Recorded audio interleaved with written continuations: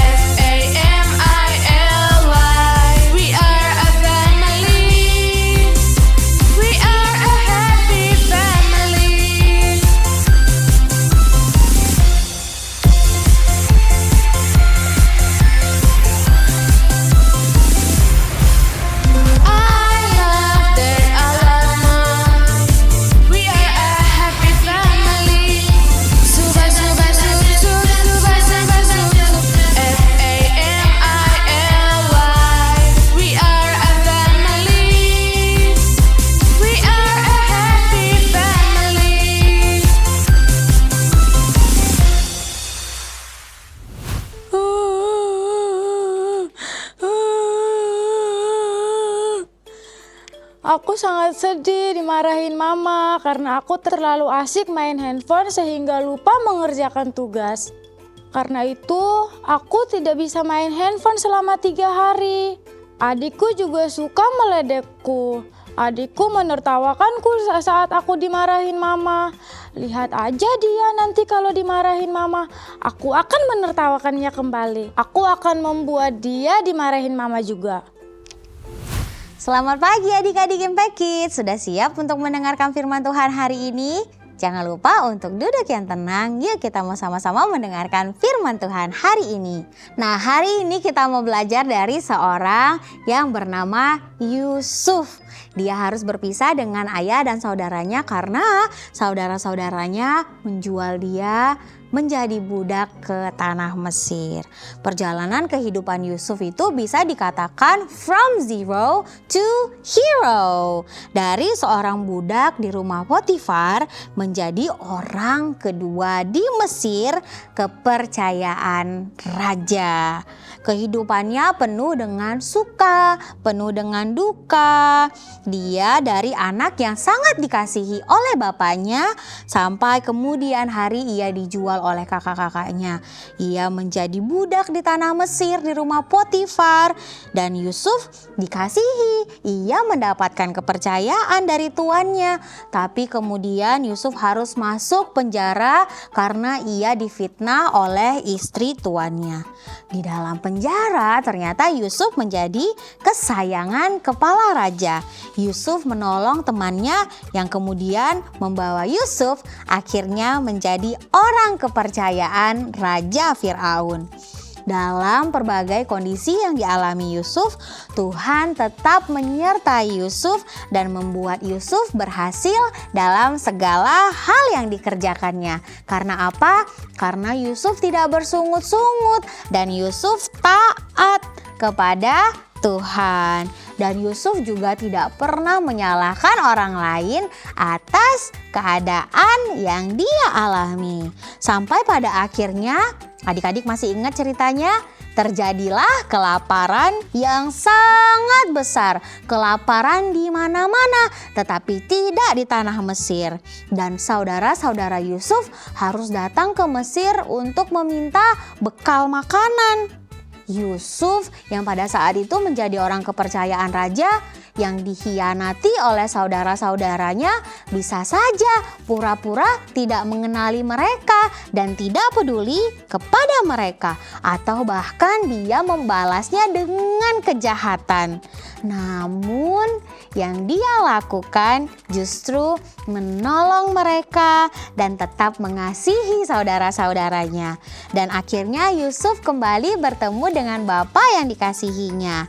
Walaupun Yusuf waktu itu sudah menjadi orang penting di istana, tetapi ia tidak lupa dengan Bapa dan juga saudara-saudaranya.